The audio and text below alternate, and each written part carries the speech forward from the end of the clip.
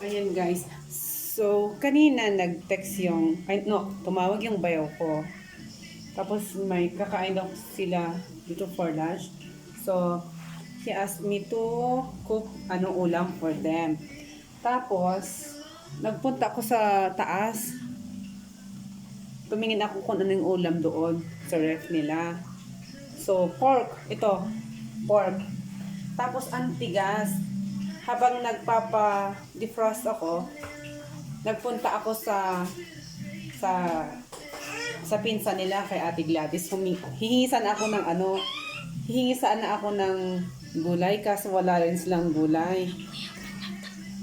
Tapos, syempre bumalik ako dito. In a while, yung kwento ko yung video ko na maiksi lang kanina, yung about sa patatas. Saktong dumating yung blessing na patatas. So, magpo-pork chop sana ako ngayon later. Kaso may dumating na patatas, so mag-aadobo tayo. Oo. Habang inaantay sila kasi parang pa naman. Ang nakakaloka yung anak ko, nagpapadress siya. Ang maliit lang yung dress. Saglit lang. Ha? Wait lang please. So, yun na nga. Ang lulutuin ko ngayon, adobong baboy. So, yung patatas natin, ayan siya. Ayan yung patatas. Pina-fry ko muna. Mga half-fried lang naman siya. Ito yung patatas. Thank you very much. Ayan, di ba? Ha? Basti talaga dito, anak. Wait lang muna. Ayan, yung mga kwentong patatas at mga kagulayan ko. Matigas pa siya, pero anong oras na, so sinap-chop ko yung iba. Ito siya. Pero kulang pa yan. So magsa-chop-chop pa tayo.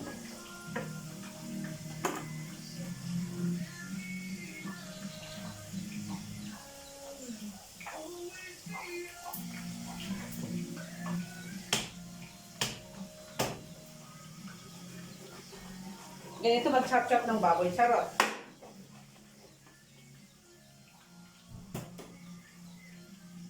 Kailangan kong bilisan kasi naka 12 by 12 andito na sila. Mga tatlo lang naman daw sila pero marami silang ginawa. Baka nakakahiya, baka pagod sila. Baka pagod gutom, ayun. So, ganyan po ang pag-chop-chop. Pero, hindi ko lang kung tama ba ito. Basta ang importante na chop-chop na. Ayan. Okay. Kasya ba yan sa pang-tatlong tao? Dagdagan natin ng isa pa. Kasi masyado kasing matigas. Ayan. Super ice pa siya.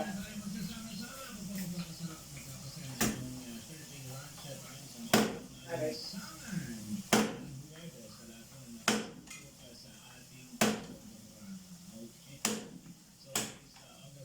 Tapos may buto-buto kasi.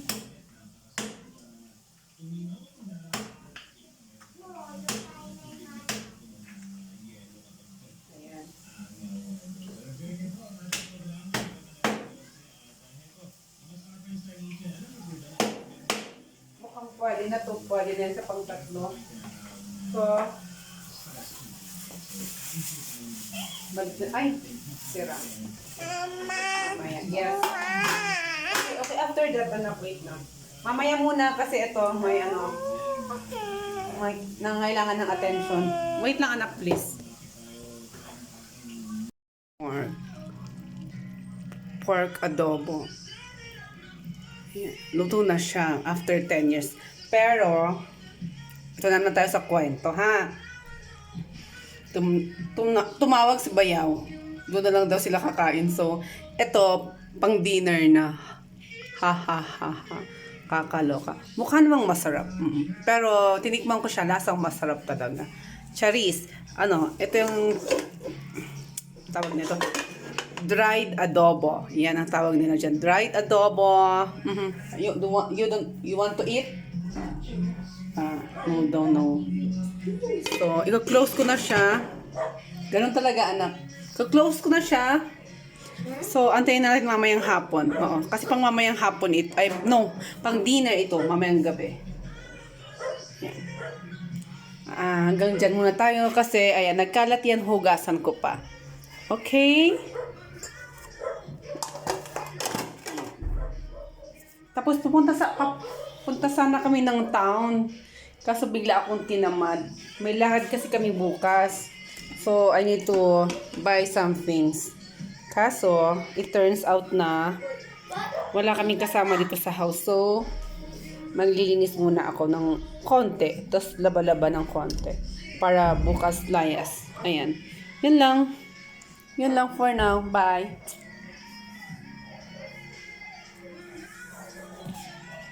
Hold on. Oh, hello guys, it's me again, okay?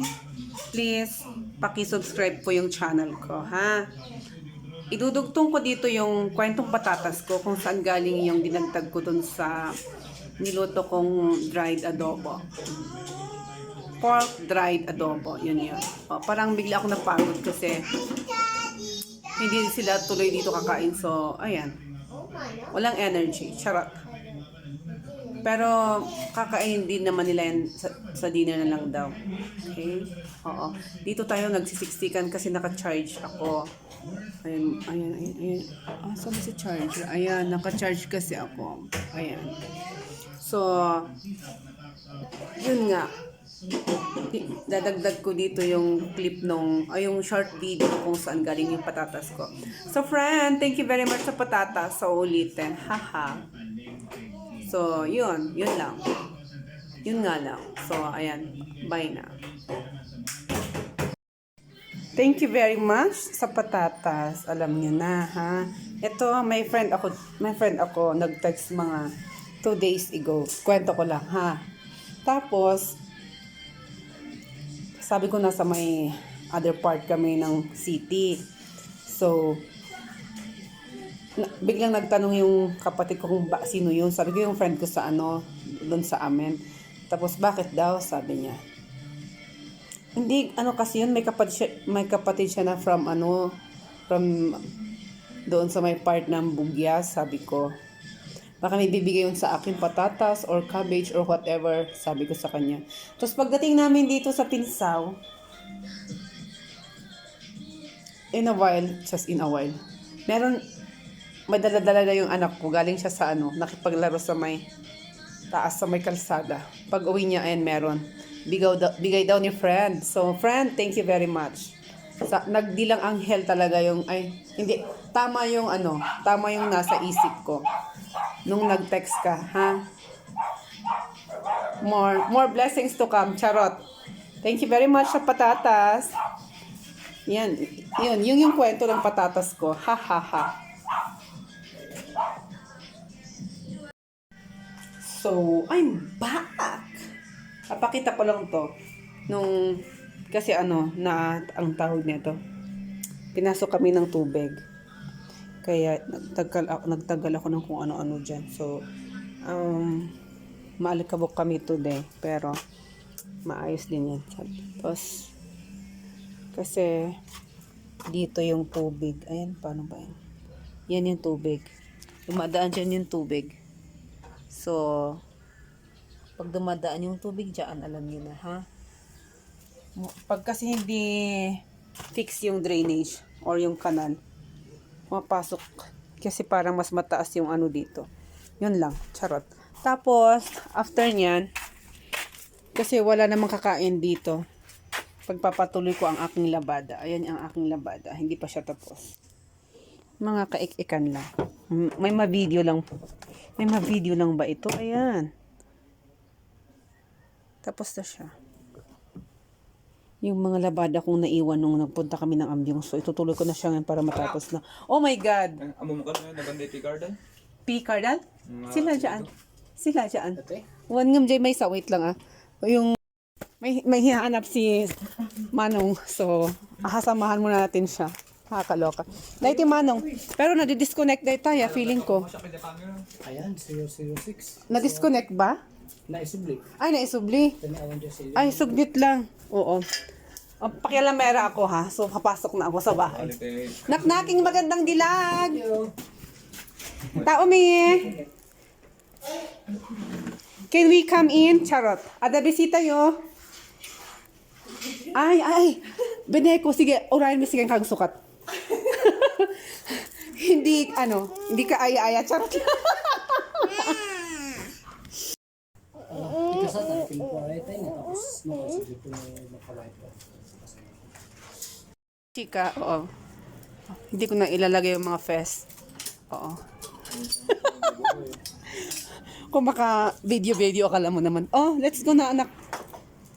Bakit yun tinanggal? Maawa naman kayo, wow. Saan ka galing, madam? Wow, sana all nagma-Malaysia. Wala bang tama, puro Malaysia. Joke lang. Wali ang aking joke.